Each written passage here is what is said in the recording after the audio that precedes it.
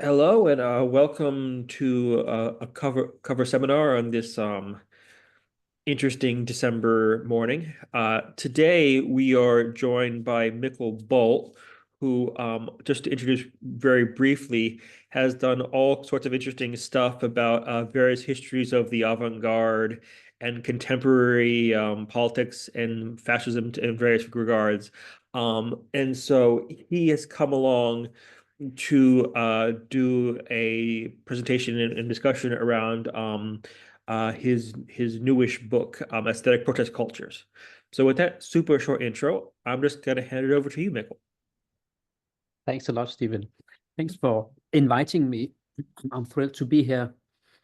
I will give a short presentation, 20 minutes or so, ending with kind of like trying to give a brief presentation of this book, Aesthetic Protest Cultures, after the Avant-Garde. Somehow situating the book within the field of avant-garde theory. So somehow kind of like positioning the book within some recent turns within different attempts to read the avant-garde. I'll try and share my screen. And I think I've managed to do that. You are, are you seeing, are you seeing my screen? Are you seeing as well just my screen or also my text now? We can see the slide, but also like the sidebar with all the different slides. Okay, but I think that's fine. It's just because I have my text as well on the computer. Oh, okay, But if that's not visible, I think we're fine. cool. Okay. So I've called this the afterlife or the long afterlife of the avant-garde, and the book is of course an attempt to somehow once more engage with the presence or the absence of the avant-garde. This is the cover of the book. It's an anthology. As you can see, it contains a group of essays or articles from comrades from all over the place. The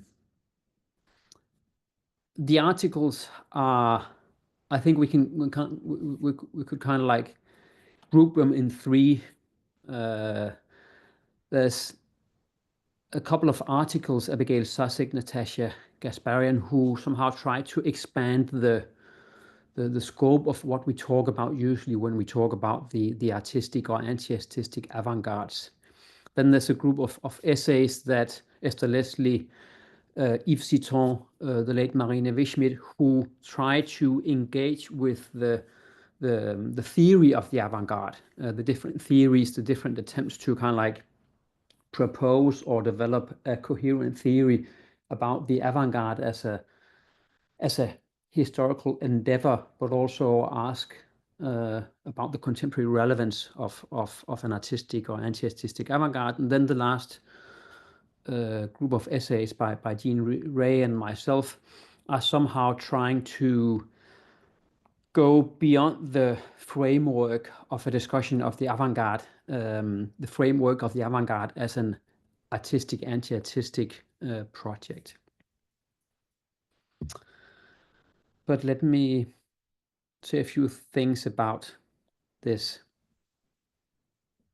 avant-garde. If the notion of avant-garde seems slightly outdated in the context of contemporary art, it appears downright unthinkable in the context of politics, not least as a model of a political community. The idea of a small cadre of men or women determined to advance history and lead the masses to some imagined utopia comes off as completely anachronistic today. We may be living in a historical situation characterized by multiple crises and the slow erosion of politics as we know it.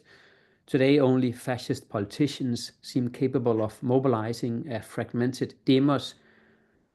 But the avant-garde and its idea of progress and newness has yet to reappear. Few notions have aged worse than the idea of an avant-garde. Few ideas have aged worse than the idea of an avant-garde, an idea that emerged after the French Revolution and played a key role in subsequent attempts to create a new society. As an artistic, or more precisely an anti-artistic gesture, the avant-garde left the scene with the Situationists, who expelled most of its artists and sought to exit the institution of art in order to become properly anti-capitalist. The latest political occurrence of the avant-garde in the old center of accumulation in the 70s with the different urban guerrillas or anti-imperialist and radical left terror groups, the Red Army faction and the Red Brigades, most notably, seems in retrospect to have destined the idea of avant-garde to oblivion, if not downright ridicule or complete rejection. I mean, who would suggest setting up small terror groups that could trigger a repressive response from the state in order to spark a broader revolutionary movement? Climate activists might be getting desperate, but none of them have yet to set up small militant cells devoted to provoking a climate leviathan into existence, capable of tackling the biospheric meltdown. Already in the 1970s, it was clear that the dream of a modern revolutionary break with capitalist society was not going to materialize, and that neoliberal globalization was using the cultural revolution of the late 1960s to introduce a new phase of capitalist accumulation. Pasolini was quick to note the change and wrote about it as a revolution from the right. This revolution, or more precisely counter-revolution, would change anything. It was profound and fundamental, Pasolini wrote. Nothing would be left unchanged.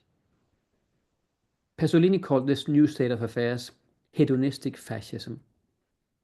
The shift undermined the notion of avant-garde, politically as well as aesthetically. The last occurrence of an avant-garde in the form of urban guerrillas or terror groups in the early 1970s did not bode well for the avant-garde's particular combination of opposition and novum, newness. In the age of the end of history, after the fall of the wall and the complete ideological success of neoliberalism, the avant-garde had disappeared and was only alive in history books. I mean, that was the case until it suddenly re-emerged in the paradoxical guise of militant jihadists. Was Al-Qaeda not an avant-garde? A small group of dedicated men intent on creating havoc and preparing the ground for a new old world? The vanguard of newness as a complete return to dogmatism. It was truly bizarre. In the end of history, the men of the future took on the form of a cadre or group of fundamental Islamists striving to mobilize and scarify the wretched of the earth. With bin Laden's attempt to break the spell of US superpower by directing planes into the World Trade Center, Pentagon, and the White House on live television, the avant-garde appeared as a thing of the past. A relic from a time where it was possible to envision a complete break or a rupture so overwhelming it would open the door for a new caliphate. While the notion of avant-garde has more or less completely disappeared in politics, as a viable political concept and description of political community, Al-Qaeda confirming the obsolescence, and Trump its complete farcical character. While the notion has disappeared in politics, the avant-garde has continued to linger on within the field of contemporary art. Not just in exhibitions, art historical exhibitions, but also in contemporary art. It has continued to linger on within the field of contemporary art, always already outdated, but never completely forgotten or abandoned. In the 1990s and early zeros, many artists, for instance, picked up or recycled gestures and forms from different new avant-garde groups, like fluxus and performance art, cooking dinners or setting up small second-hand shops, inviting art critics to once more address the status of the avant-garde in contemporary art, asking themselves if contemporary artists were merely, knowingly or not, recycling historical works or adding something significant to a historical tradition or anti-tradition. Few artists today state themselves as the avant-garde.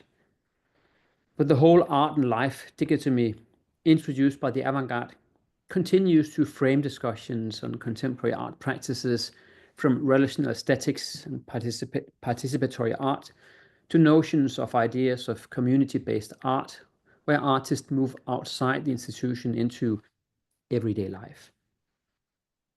The avant-garde's quasi-Hegelian attack on the autonomy of art is only art, insofar as art is dissolved into a revolutionized everyday life. This attack, the avant-garde's attack, continues to inform contemporary art's navigation of the complex relationship between the artist, the artwork, and the institution of art. The institution lives on its capacity to introduce extra artistic material, as Peter Osborne has put it. So the avant-garde continues to be an important condition of possibility or impossibility for contemporary artistic production. But the important distinction between the interwar era in the 1950s, where groups like the Situationist International tried to continue and expand the avant-garde project, and today, the distinction between the 50s and today is, of course, that few contemporary artists form groups that declare themselves to be the avant-garde. The idea of a historical necessity and a dialectical Aufhebung is simply not there today. The avant-garde's attack on the institutional status of art and its playful or iconoclastic attempts to give art a function has become internalized in contemporary art, but without the social-political, or better, revolutionary dimension that was integral to the avant-gardist gesture initially. We thus have a development that goes from the avant-garde's inorganic work in progress and its transcendental effect in society to the notion of the expanded concept of art, where anything in principle can be or become art. From Duchamp's different ready-mades to Piero Manzoni's Socle du Monde, where the whole world was made into an artwork. A notion that is today part and parcel of the institution of art, and hence not something that threatens the institution, something the institution itself acknowledges and performs, inviting artists to transgress its borders by activating local audiences or inviting activists inside the art institution. There is, of course, good reason the avant-garde only exists in art as an internalized, soft version of the tremendously ambitious attempt to surpass art in a wholesale revolution, and that it is missing as a political concept or as a form of organization in politics. The 20th century was, after all, in so many ways, a terrible experience in large-scale projects. The whole "let's reinvent humanity and transform society" gone horribly wrong. We don't have to subscribe to T.J. Clarke's extremely bleak assessment in The Text for a Left with No Future, where Clarke ends up abandoning any hope of a revolutionary break with capitalism in favor of what he, somewhat strangely, describes as a grown-up and tragic perspective on politics. We don't have to end up with Clarke in order to acknowledge that the avant-garde played its role in the horrors and catastrophes that beset the 20th century. The last century was a century of enormous hope and even bigger tragedies. The age of extremes, Hobsbawm called it, or the age of genocide, as the US art historian Albert Boehme termed it, where politics was all about grand visions and sweeping blueprints, whose realizations somehow turned into one horrible event after another. The Russian Revolution obviously stands as the emblem of the best and worst of them in many ways. This was the dream of the self-government of mankind and an end to exploitation. The theft of the labor power of the proletariat was to be overcome by the socialization of production, where all humanity would be emancipated from the disastrous effects of capitalist domination. The crackdown of the Kronstadt rebellion, where sailors demanded a series of reforms and a reduction in Bolshevik power 100 years ago, in 1921, tore that dream to shreds and pointed towards the show trials, the extermination of the Bolshevik Old Guard, and the Molotov-Ribbentrop Pact. Class struggle was not only transformed into geopolitics, the party bureaucracy of the Bolsheviks emerged as a new class in itself. The Great Communist Project, in other words, turned disastrous. And not just in Russia. Mao's Cultural Revolution might have inspired a generation of young intellectuals and militants in the First and Third World in the late 1960s, but it was in reality a bloody power struggle inside the party, with Mao attempting to regain power. One after another, the experiments turned sour. Leninism, Maoism, Guevarism, etc. False futures all over. There are few alternatives left, and it's difficult to envision any kind of outside of reality from where to impose liberty. Things are falling apart, but it's difficult to get a grip on history. Who can play the role of Napoleon crossing the Alps? Who can create a new community? The point of departure in any attempt to come to terms with the avant-garde as a model for a revolutionary, that is, post-artistic and post-political community, the point of departure in any attempt to come to terms with the avant-garde is the necessity of a critique of the concept of the avant-garde as a Euro-modernist invention, including a critique of the so-called first cut, where the avant-garde distances itself from the mass of people, desperately trying to mobilize the mass to become active and conscious of its historical role.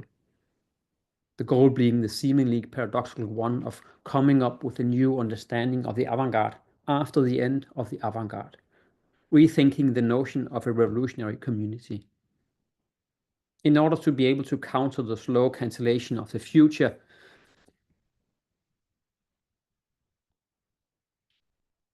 we need to be able to map the present and secretly, after the horrors of the 20th century, imagine a future.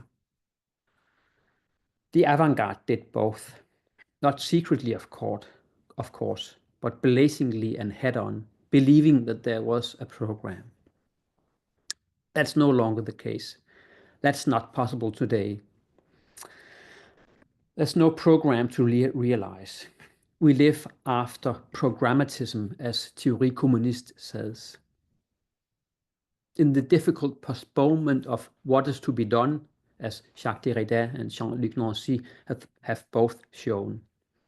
We live in that space.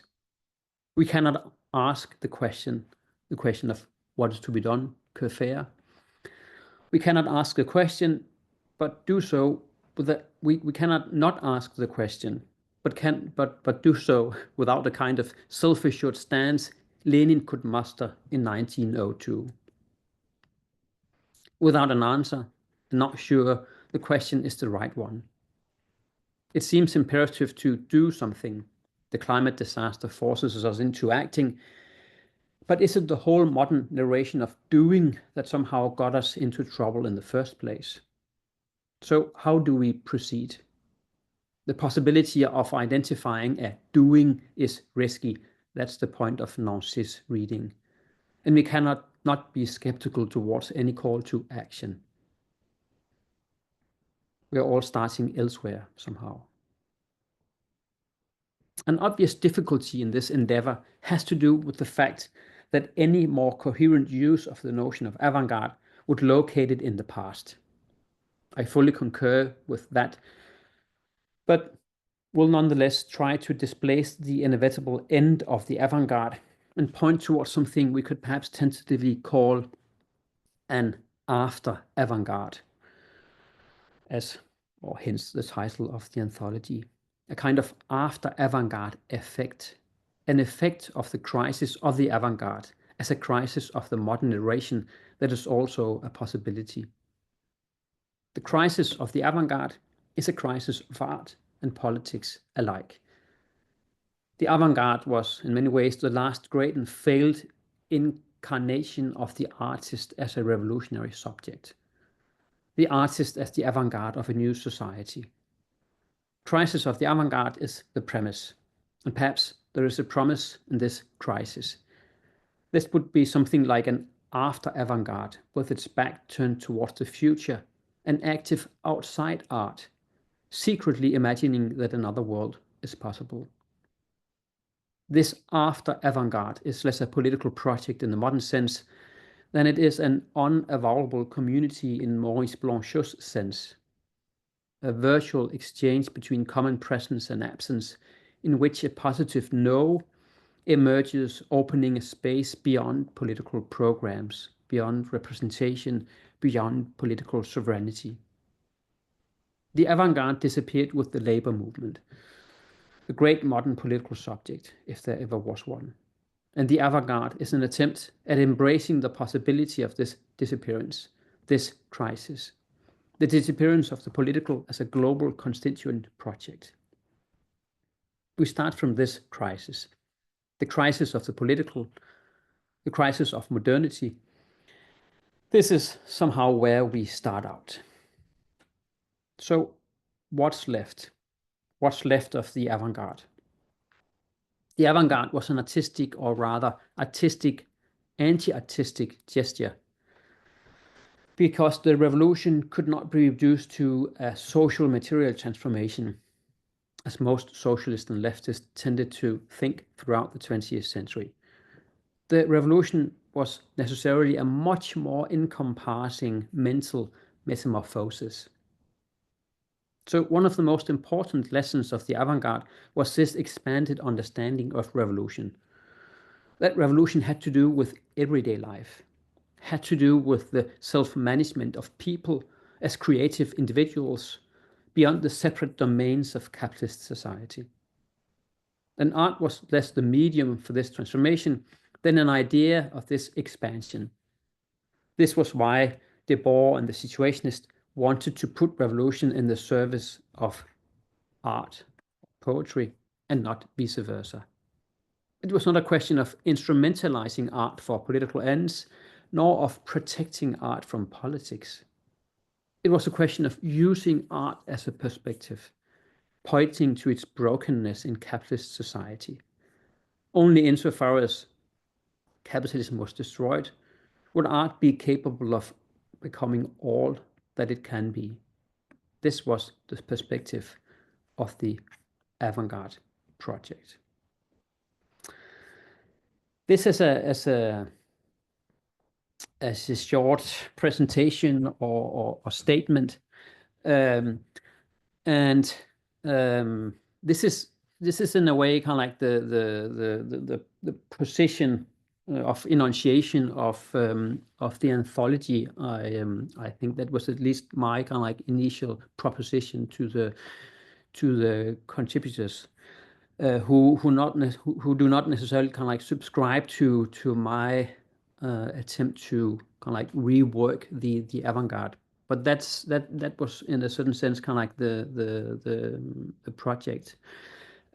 Both stressing that the avant-garde might still have something important to contribute to, not least this expanded notion of revolution, kind of like encapsulated in the notion of the critique of everyday life, but of course also kind of like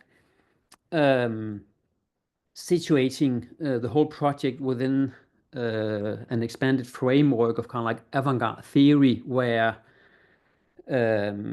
we have a long list of important readings of the avant-garde, starting from Peter Bürger's 1974 Theorie d'Avant-Garde onwards to kind of like the different like postmodern or post-structuralist reinterpretations of the avant-garde. So, for instance, October art historian Hal Foster's Return of the Real, to Paul Mann's The Theory Death of the Avant-Garde, who in different ways tried somehow to argue that Bürger's judgment in the early 70s, where Bürger argued that the historical avant-garde's attempt to transgress the boundaries of art had somehow failed, and that the post-war neo-avant-garde movements like pop art and new realism, that they had somehow ended up recuperating the avant-garde's transgressive gestures. Both Foster and Mann, in different ways, somehow try to argue that this is not the case. Foster, of course, argues that it was in fact the new avant-garde of the 1950s and 1960s, primarily in his case, conceptual art, that somehow made the avant-garde gesture visible in a kind of Freudian Nachtraglichkeit. Paul Mann's reading is slightly different in a certain sense. His argument is that the avant-garde has always already been in a state of crisis in a certain sense, and that the avant-garde is this avant-garde theory in a certain sense that always tries to position itself in this inside-outside position. And of course, some of the different articles in the book engage with this tradition of kind of like avant-garde theory, where the avant-garde theory, in a certain sense, has been the replacement of this previous anti-artistic transgressive gesture, where the theory of the avant-garde, in a certain sense, ends up positioning itself as a kind of the new avant-garde. We do that in the book. We do that with a view to what we perhaps can term the activist turn in avant-garde theory. The German literary scholar Wolfgang Archold has just published this big book, Das lange Leben der Avantgarde, where he tries to argue that we have recently gone through what he terms an activist turn in avant-garde theory. He looks at Gerald Raunich's volume Kunst und Leben, John Roberts' Revolutionary Time and the Avant-Garde, Mark James Lish's Vanguardia, and my own After the Great Refusal. But we could list a number of other important volumes, including some of Brian Holmes' books, but also some of Stevens' books. And I think all of them could be said to partake in this turn within the theory of the avant-garde, where all of us are somehow trying to, in different ways, connect the legacy of the anti-artistic avant-garde to later or contemporary activist milieus in different ways. And I think that this is also kind of like part of the project of the anthology, somehow to argue that the avant-garde actually did disappear as an anti-artistic gesture. I mean, for my own sake, I so to say started out by making that argument with my first book, my dissertation called Den sidste Avant-Garde, Situationist International i hensidens kunst og politik, so kind of like in English it would be the last avant-garde, the Situationist International, beyond art and politics. So this is of course the argument that in so many respects the Situationist International could be said to be the last avant-garde that somehow kind of like ended the avant-garde project. And then part of the argument of the anthology is then trying to show how the avant-garde somehow re-emerged elsewhere outside of the traditional framework of the art institution in what we in the book call aesthetic protest cultures. So this is, and I think this somehow fits the framework of this reading of Wolfgang Archhold, that there has been a kind of a turn within the theory of the avant-garde towards looking at kind of like extra artistic experiments elsewhere. And I think, and we can have a discussion about the way these different authors try to go about kind of like repurposing the vocabulary of the avant-garde elsewhere within different kinds of aesthetic protest cultures or different kinds of activist milieus. Yeah, I think that's I think that could be hopefully a beginning of a conversation, perhaps. Cool. Thank you for that, Mikkel. That's super interesting. I have things to say and ask, but I'm going to hold off for a second and see if other folks have things they want to say before I jump in.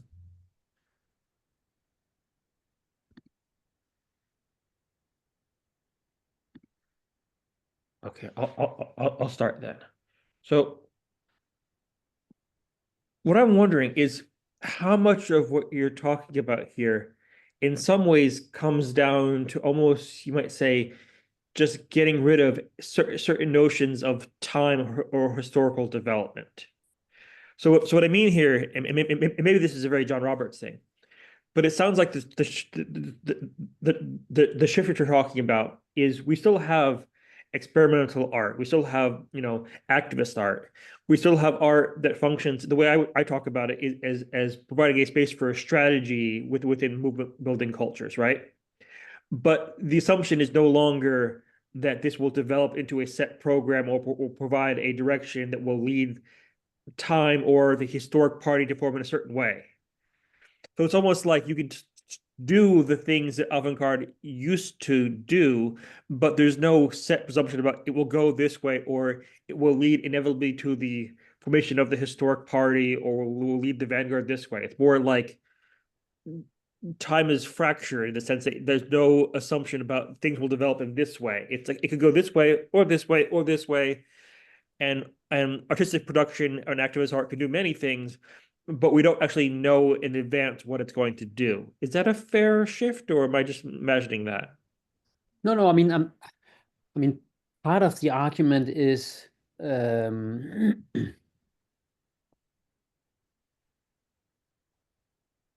mean, what I think I would stress is that it's necessary to kind of like expand kind of like the usual readings of the avant-garde, because I mean from Bürger onwards most of these readings, I mean, from Bürger to, I mean, and of course I'm extremely indebted to Peter Bürger. So this is a critique from within, so to say. But from Bürger to John Roberts, I think it's interesting that most theories of the avant-garde still tend to present a fairly narrow art historical, at most cultural historical trajectory.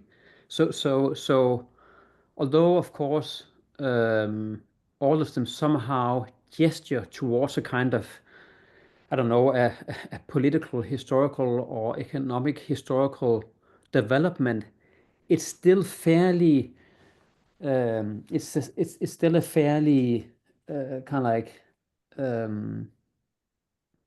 superstructural reading of the avant-garde in a strange way, where the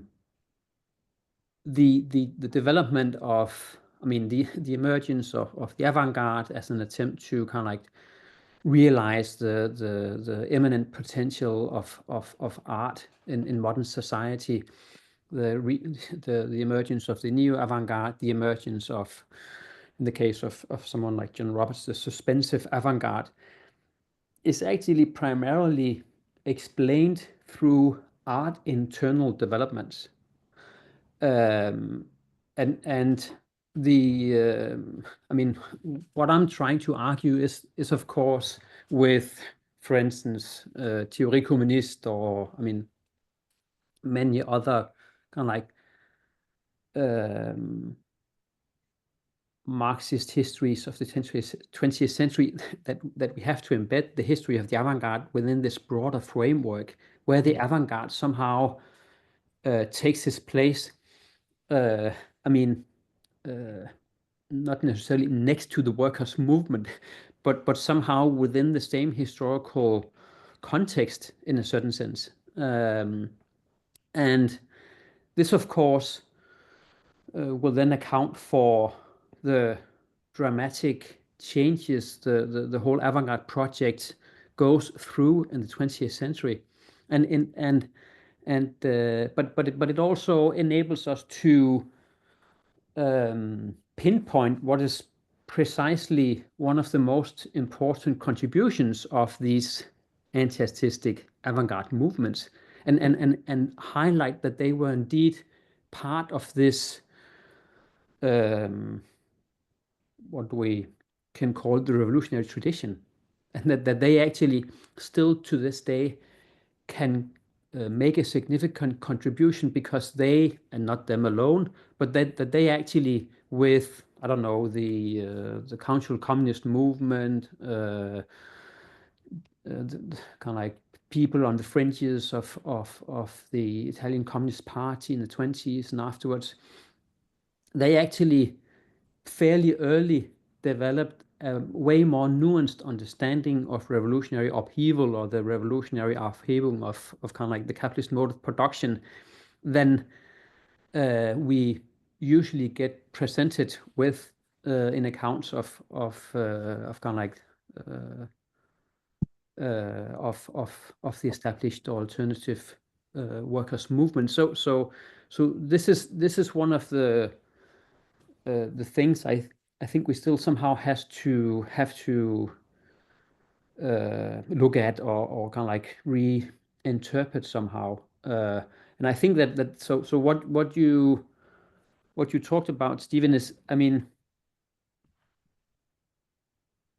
I'm probably in agreement, and of course we still have contemporary art, or we still have experimental art somehow taking place within what we then today talk about as contemporary art, which could also, I mean, be described as a kind of post neo avant-garde somehow, where the avant-garde is still present as a kind of bad consciousness, or a kind of muted gesture somehow, but that there's still still somehow present as a kind of ghostly presence within contemporary art. So all contemporary artists know that they somehow have to negotiate this strange kind of like modernist idea of the transgressive potential of art, but they somehow always already know that this promise or this perspective is false somehow. But they still nonetheless have to negotiate it.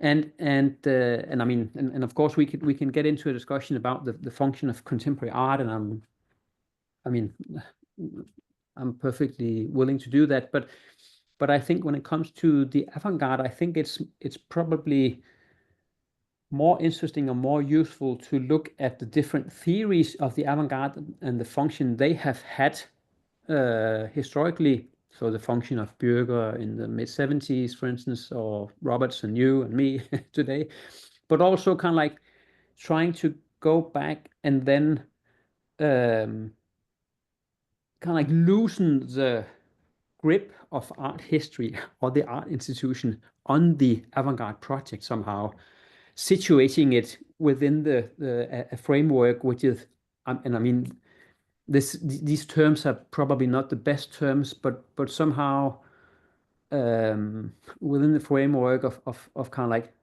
the political history of the 20th century or something like that. And I think that this kind of like activist turn within avant-garde theory, I think all of these books, Raunic, Roberts, you, etc., are somehow trying to do that. But I think some of them are still subscribing, knowingly or not, to precisely what the anti-aesthetic avant-garde project was an attempt to transgress. So kind of like compartmentalized disciplines or identities. So we can, as an art historian, I can kind of like connect art to activism. And I think that the whole project is kind of like being skeptical towards these separations, or kind of like then engage in a kind of, I mean, that would be my critique of Wolfgang Aschholz's reading, that it's in a certain sense saying this is an activist turn in avant-garde theory is in a way to, I mean, I can understand why, but in a way it's actually reintroducing a term or concept that the whole point, where the whole point is trying to get rid of that notion, as well as the notion of art somehow. And that's one of the kind of like the complexities, or one of the paradoxes, that we somehow have to work with these concepts or disciplinary boundaries, but the matters or objects we're trying to analyze are trying to subvert these somehow. No, it's interesting because I mean, I come into these debates not as an art historian, but as someone who's literally employed at the business school, right? So I don't necessarily have the same framework of references, but Mm. there is an interesting sense in which there's a tendency to almost get caught and stay within a particular moment of transgression. So the moment of going, oh, we must leave the art institution and go to everyday life. And calling that the moment of the avant-garde as if that hasn't been happening for 100 years, and as if the art institution and the cultural studies department hasn't been thoroughly defunded, and you're leaving whether or not you want to or not. So, you know, like No, that's true. But that's also that, I think that, I mean, this is one of the ways in which I would actually say that I mean, people like Brian Holmes or yourself have a better grasp of these matters than someone like John Roberts or Lishi, because they really work within the framework of kind of like either art history or the art institution, and somehow end up being stuck within this framework. Where I think it's actually interesting that some of the more interesting attempts to kind of like repurpose the kind of like the tradition of the avant-garde has taken place kind of like not just in the margins of art history, but actually kind of like outside it somehow. So yeah, in your case, or in case of someone like Brian Holmes, for instance. Mhm. But I think in that case, at least for Brian, it's not even just the discipline. It's almost like not being beholden to writing in an academic sense or institutional frameworks altogether. Yeah, no, for sure, and that's of course also one of the the dilemmas, or one of the interesting challenges when doing this kind of work. I mean, um, I mean, part of I didn't. I mean, I initially actually thought, so why when doing this presentation, why actually did I end up doing yet another book about the avant-garde? And I initially thought about kind of like doing something more similar to an kind of like artist presentation, so accounting for my own development from, I mean, this book was published in 2004, so 20 years ago. And in a certain sense, I started out by burying the avant-garde with the Situationist, but have continued to work on these questions, kind of like, so the ghostly presence of the avant-garde in politicized contemporary art, trying to expand the kind of like the avant-garde tradition, but also, as you point out, in the case of someone like Brian, trying to, I mean, not just engaged in art historical readings of the avant-garde. So many of the projects I've done in collaboration with the artist and organizer Jakob Jakobsen. So a long list of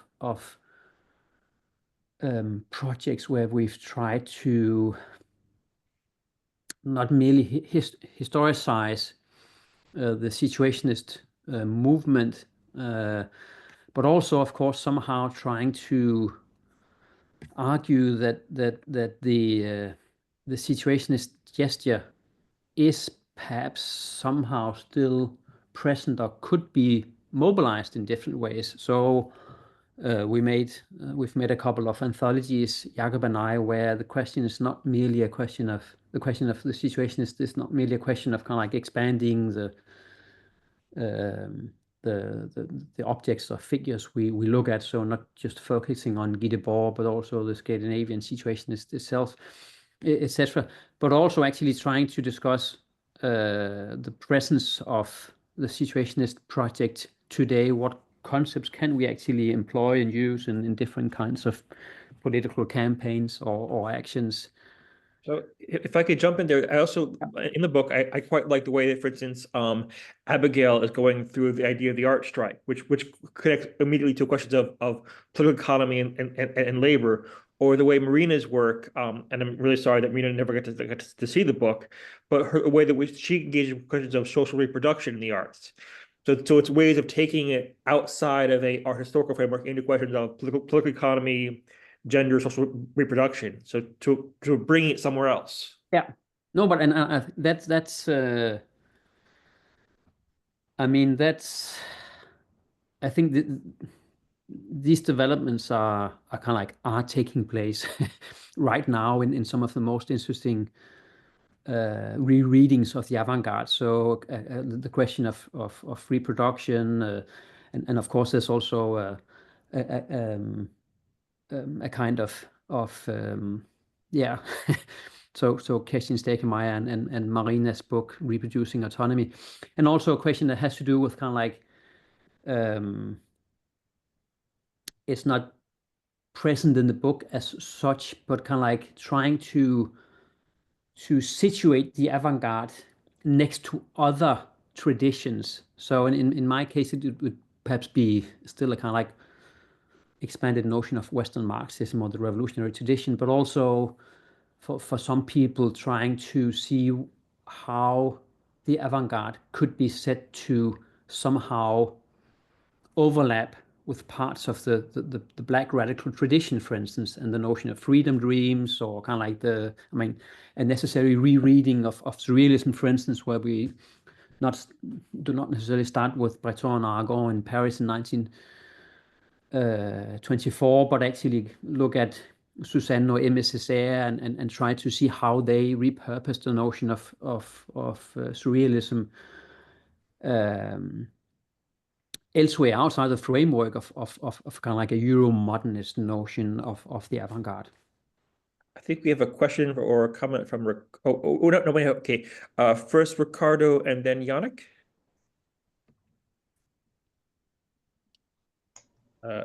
Hi there. Can you hear me? Yep. Okay, great. Yeah, my question is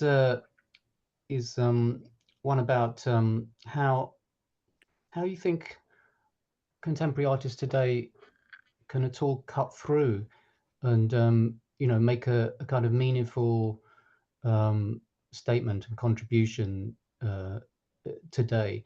It seems, and I speak from London, from UK, so in the context of British contemporary art, and the actually massive influence and profile that Brit art had, and in some cases continues to have, from the 1990s onwards.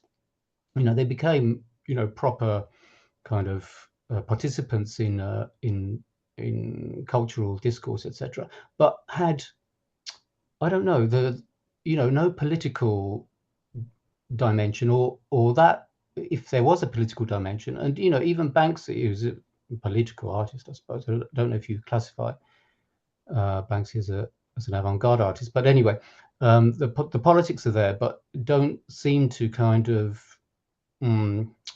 bleed out into a wider kind of political discourse. And I find that quite strange, because to my mind, the conditions are kind of right for a kind of progressive politics to take hold. If you consider, the 2008 financial crisis and the collapse in a confidence on, in a kind of popular idea of capitalism as a kind of a system that can better the lives of people. I mean, I think that's completely gone. And also the diminishing influence and impact of leaders, the attack on the elites, and the undermining of their authority in society. So there seems to be a kind of condition that's ripe for a progressive politics, but it doesn't seem to take hold. And artists also don't seem to have a kind of cachet in that sense. The only possibility, it seems, for artists to become part of the public discourse is to become celebrities, which many have. So that's one question. And the other question, which is allied, is about an aesthetic or a set of aesthetics that can capture a political moment and introduce a new political language as well. I'm thinking of, because the other thing is that I'm a film theory academic. So obviously Eisenstein and the real impact that montage had in the 1920s and early 1930s, as an aesthetic that really did seem to break out of conservative art and become a kind of revolutionary landmark in a new aesthetic. I was wondering, artists and aesthetics, can you detect any kind of contemporary landmark or pathway that can lead us into a new direction? Yeah, no, I mean, good questions, both of them. I think, I mean, the first one about kind of like the role of function of contemporary art. I mean, I think I would, to a large extent, subscribe to the analysis of someone like Julian Stallabrass, kind of like so Art Inc. or kind of like a reading that stresses the way contemporary art, the art institution, has become part of an expanded cultural industry. So, I mean, the analysis would be one of a neoliberalization of art somehow, where, as you say, artists become celebrities somehow. So in a way, I'm not arguing that we should kind of like blame contemporary artists for not being avant-garde. The whole point is precisely that the historical conditions of possibility of an avant-garde seems to have evaporated somehow. So an avant-garde project only makes sense insofar as we have a kind of politicized or political culture. And the situation in the UK, for instance, or in Denmark in the 90s was one of an extremely one-sided class struggle that didn't appear as a class struggle somehow, which made it extremely difficult to kind of like rework or revive projects like the Avant-Garde project. But I think you are right that, I mean, we could just to pick three kind of like historical dates. So 2001, and the so-called war on terror, 2007-8, as you say, the financial crisis, 2016, Brexit, the election of Trump, etc. I mean, we are definitely living through a historical moment of intense crisis, which in many ways ought to somehow reintroduce the figure of the avant-garde. But I think part of the analysis of the kind of like the longer historical trajectory is precisely that the disappearance of the avant-garde is part of a wider or longer disappearance of a previous political vocabulary. So this somehow has to do with, I mean, with the shorthand, we can say the disappearance of Marxism somehow, that Marxism lives on as kind of as an analytic vocabulary, that it's extremely difficult for us today to analytically or theoretically, but even more so on the streets, connect all the different struggles that are actually taking place. And this was not a problem for the Situationists, or this was not the problem for the Surrealists in the 1920s. They somehow, through their access to Marxism, they were somehow capable of joining all of these struggles against different forms of domination or exploitation. They were capable of combining them somehow. And of course, this combination often resulted in them being oblivious or blind to specific forms of struggles. But this is this is somehow one of the challenges, I think, right now, that the self-critique of kind of like the Marxist analysis of capitalist society went so far in the late 60s, 70s, that we ended up in a situation where we are incapable of both writing a narrative about the way all of these struggles are related, but also we are somehow unable, and this brings me to the second question, we seem to be unable to kind of like develop a kind of political imagination So if we take all of the protest movements that have been taking place since 2010, 11, the Arab Spring, the Occupy movement, the Southern European square occupation movements, the Yellow Vest movement, Hong Kong, Iran, Sudan, all of the George Floyd movement, all of them are extremely important, but they, of course, all of them are characterized by either an overabundance of very concrete demands or the lack of demands. And it's rare to see spokespersons, there are no programs, there are no kind of like no slogans. So we are in a situation where it seems to be very difficult to put into words or images kind of like a vision, some kind of uniting vision, or like a political imaginary. And of course, there's very good specific historical reasons for why this is the case, because the history of the 20th century and the work, kind of like the workers' movement, is to a certain extent that this movement in its very many different guises, from Leninism to social democracy, had visions and had programs, but that these programs ended up as prisons somehow, and ended up actually kind of like ruining this movement from the inside. And we are in this strange situation where we have like an overabundance of crises, but it's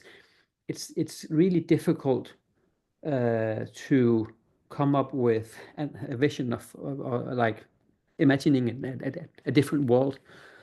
But of course, somehow this, and I think that this precisely kind of like shows the significance of the avant-garde tradition, and perhaps also what we usually talk about when we talk about art, but perhaps not art and culture in the kind of like in the institutionalized sense, but somehow like the creative capacity of all of us somehow to imagine alternatives. I don't know if that was like a stab at an answer.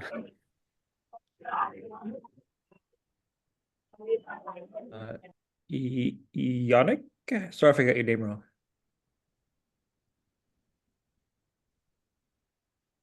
Oh.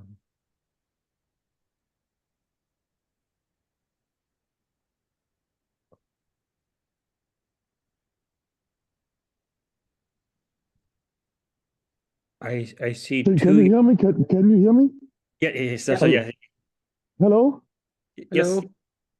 Okay, good. Okay, yes, I'm speaking from a kind of like activist perspective, like around 20 years of activism and like, I don't know, 6 years of artist. And my kind of like perspective would also go to the former speaker. What was his name? The one who just asked the questions? Ricardo? Can you hear me? Hello? Yeah, I can hear, but I missed. Okay, so Yeah, I it can was hear also you. for, because I very much see, like, concluding all of what you have been saying, also in the speech about like the avant-garde.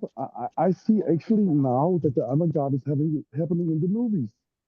So, for example, you have, like, for me, the most avant-garde movie makers is what used to be the Wachowski brothers, but now are the Wachowski sisters. I think like movies like The Matrix or Matrix 1, 2, 3, especially 1, but also 2 and 3, and also V for Vendetta, and especially Cloud Atlas. I think is very, very inherent avant-garde and revolutionary. Kind of like they are working also in the field of becoming celebrities, but using that in a very, very so how to say, skillful and mindful way. They were brothers, now they are sisters. It's like their pure existence is resistance or avant-garde. So that was one point, or maybe a question, but how you see that. And the other is that being an activist for almost 20 years, I've been a part of a lot of movement, and also, at least in Denmark, been heading some movement. Pachamama Alliance from South America, reaching out with medicine from the rainforest and try to speak the wisdom of the rainforest to global Western leaders in 2008, and being a part of the Free Tibet movement, and been heading the March Against Monsanto movement in Denmark. Being part of the Standing Rock International movement as well, and also, as you said, very beautifully, the George Floyd movement. I've been a part of the Extinction Rebellion in Denmark and Sweden. I would say from my experience and from my point of view, there is a very, very active, actually, revolution happening right now. And I see that crystallized in the latest movement. I joined the Free Palestine movement because so many different movements has joined that movement, Extinction Rebellion, LGBT plus, everybody's kind of like inherit under the same slogan and the same banner, which is like, no one is free before everyone is free, And we use that as kind of like a spearhead in Palestine, but we will not end with Palestine, Our goal is like a global emancipation, a global liberation of this so-called sick neoliberalistic way of mistreating each other and this planet. So that was kind of like, I don't know, again, like you said, it's just like a statement or this is a question, but I would like to hear you guys' perspectives on that. And also, because we're doing some art projects right now, like the cross field between art and activism, like artivism, I'm working together with like a quite not famous yet, but upcoming Danish actor. We're going to do some avant-garde art. So maybe also we have some like ideas or to point to certain directions from you. Like you have a better historical knowledge and perspective than I have. So I would be quite open for inspiration, which is feasible to put into action, And on that note, and maybe like ending my question is going back to where I began and talk about the Wachowski sisters. They were brothers when they made V for Vendetta, or then they were brother and sister. I can't remember. But in V for Vendetta, in the very end of the movie, you see this theme of both the Matrix and V for Vendetta and Cloud, and like this theme of revolting against the system. And I like a lot like how the end scene in V for Vendetta, everybody's just standing up, peacefully, just standing up. Also like the stand for Standing Rock, the Standing Rock movement, just standing up, not attacking, but just standing up. And everybody's standing up, the 1%, or maybe the 1% of the 1%, the billionaires, the real powers behind this political circus moving around, with Trump or whatever, Kamala Harris, they call this clown leading it, Biden or Obama or whatever clown is they're trying to manipulate us to think is in control. So I think like if all of the planets, or just like, I think it's like scientifically only 4.5% is shown like they're doing different mass movements. If we stand up, just stand, they have to bow. Also on that note, let me be the latest thing from a movie, Avatar. In the end of Avatar 1, they also stand up, and the system, leaves nature, and that is, I think that from my point of view, also like philosophical and being an artist and being an activist for many years, and also from a kind of like spiritual, like having the blessings of having access to a lot of plant medicine. I would say that is the solution from my point of view. I'm very curious about your point of view. Yeah, no, thanks for the comment. I mean, I think two things just briefly. I think it's it's extremely important, as you do, to stress the fact that people are actually already refusing in in many different places all over the world, and I mean that would also be my perspective that we are right now living through an unprecedented historical situation where we can somehow see the virtual, at least, coming into being of what I would term a movement of refusal, or perhaps even Yeah. more high-pitched, a kind of a refusalist international. So there's no doubt that these many movements that have taken place since 2011, that they are somehow connected, and that they are, I mean, they are themselves constantly making references to each other. So there's a link there that's really important, and of course we have somehow I think integrate our analysis in can I these just use movements. the professional term we use in activist terms, we use of like intersectionality, you know, that every cause is connected. Nobody's free before Yeah, everybody is free. I think actually the concept or notion of intersectionality is actually perhaps part of the problem, because I think that if you look at a map of how people then usually kind of like make maps or draw intersectionality, you'll see that the place where all of these different struggles, actually all of them overlapped, that place is actually way too small somehow. So I think that No. I would, if I can, I would disagree. I would say like it's an umbrella for all of them is that nobody's free before everybody's free. That's the slogan. That was the one the other dude was asking for. What are the slogans? What are the demands? Nobody's free before everybody's free. Free Palestine, you know? So again, as remind me of the spearhead going like in the front when we liberate Palestine and Palestine will be free, you know, then you know it will be like spreading like a flower to the rest of the planet.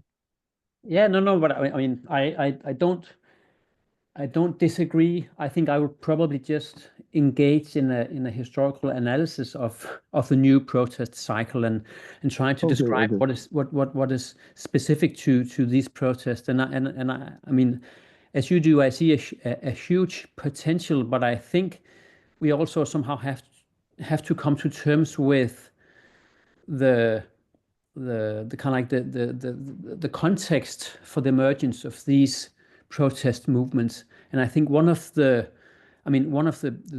very big challenges, but which might also perhaps be an opportunity or a possibility, is precisely that they lack a language.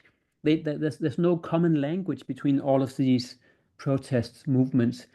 So we somehow we either have to come to terms with this lack, this absence, or have to reinvent a new one, because I think that most of the kind of like slogans or wordings that are present in these protest movements are fairly loose or empty, or kind of like somewhat silly But humanistic proposals that do not necessarily go to the root of I think problems. that okay, can I interfere? Yeah, Can sure. I say something? Yeah, I think like now it's third time I say that nobody is free before everybody's free. That's not some humanistic bullshit. That's how it is. Even the patriarch in the household controlling the woman, or the billionaire or whatever. If you have a kind of like a that's Foucault. If you have a power situation, the one who seems to be in command is also entitled in this power construction. So the one in command is neither free. So that's like the whole like the mask behind the mask, or the mirror behind the mirror. So we as a humanity have to liberate ourselves, but also each other from this sickness of capitalism and so-called neoliberalism. And I would like you guys. I'm not much of an Instagrammer, I must say. Like, but try to go to Instagram and try to go to European Palestinian Network. Follow all the different kind of like Palestinian Instagram accounts, especially in Europe. Not so much in Denmark yet, but in Europe, and you will see a lot of street art happening. A lot, and very, very, very professional. You know, like developed, as you said, like not even since the 2010s, but maybe like since the 60s. You know, very profound, humorous, tragical, horror. Like you have people dressing up as politicians, as clowns. You have people lying down dead in the streets. You know, this whole thing from Extinction Rebellion as well, like sit downs, lay downs, singing. Very, very beautiful, imaginary avant-garde art is now happening in the streets. And it's not shown in mainstream, Yeah, of course, Yannick, because mainstream is controlled. So I think it's possible to go and have a look, and then we can take the discussion. Yeah. um, No, but I mean, I think you're right to stress the importance of also the Gaza protest movement and the encampments that are taking place, etc. For sure. if I could Mm. jump in for a second, and thank you for that, Yannick, particularly emphasizing how lots of things are already happening. Unfortunately for both Mikkel and myself, the demands of ongoing wage labor are calling us whether we like it or not. So I think we're going to have to Mm. sort of like stay with Mm. that thought of Okay. what's already happening, and maybe just for that, I'll just ask if Mikkel has any sort of like well, maybe not concluding thoughts, but thoughts to bring us to a pause to end this particular session with.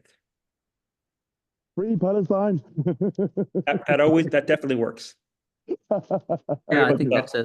that's a fitting conclusion. Thank you. Thank you. Take care.